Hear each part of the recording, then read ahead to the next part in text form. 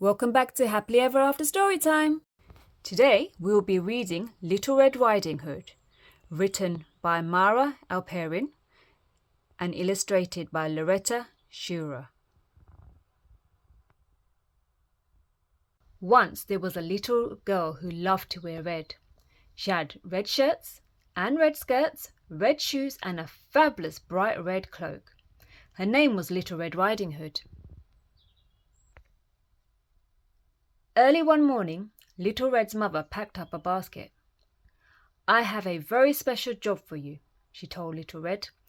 "Granny is feeling poorly. Will you take her this fresh fruit?" "Of course," cried Little Red, and she put on her favourite cloak and kissed her mother goodbye. It was a bright sunny day, and Little Red skipped through the woods. "Good morning," she called to the rabbits and the deer. "I'm bringing Granny a special surprise." But someone was peeping from behind a tree. A big, hungry wolf. "Good day," growled the wolf. "What are you doing in the woods all alone?" "I'm taking this special basket of fruit to Granny," Little Red replied. "Yuck," thought the wolf. He didn't like fruit. He liked to eat tasty little girls. So the wolf thought up a plan, a horrible, clever plan. "Why not pick Granny some lovely flowers?" he said. "Good idea," said Little Red. But as she started gathering the daisies, the wolf raced down the path towards Granny's house.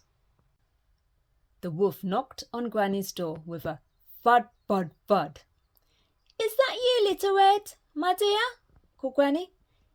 "Yes," squeaked the wolf. "Let me in, it's breakfast time." "Oh, goody," said Granny, opening the door. "What are we having for breakfast?" "You!" cried the wolf. "Ah!" yelled Granny.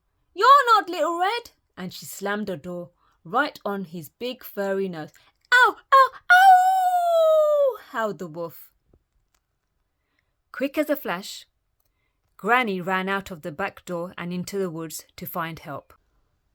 "Horrid old Granny," the wolf growled, rubbing his nose.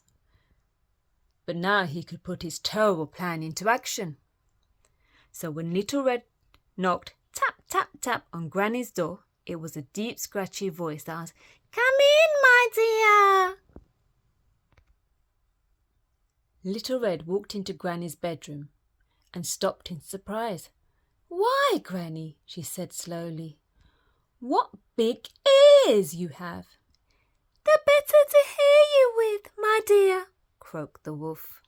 "And Granny," Little Red said carefully, "what big hairy arms you have."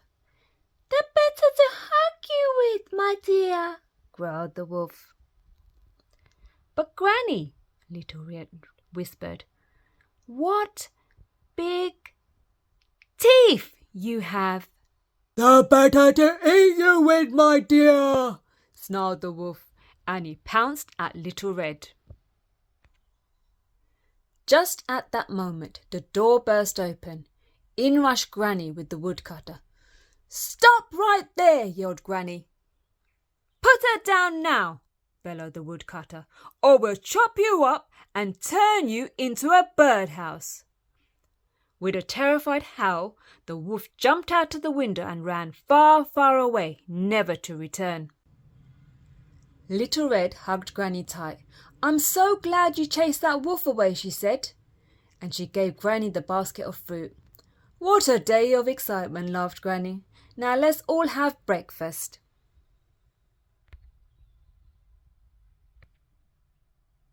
The end. Thank you for listening. Please like and subscribe so you can keep up to date with any new books that I put up. Thank you.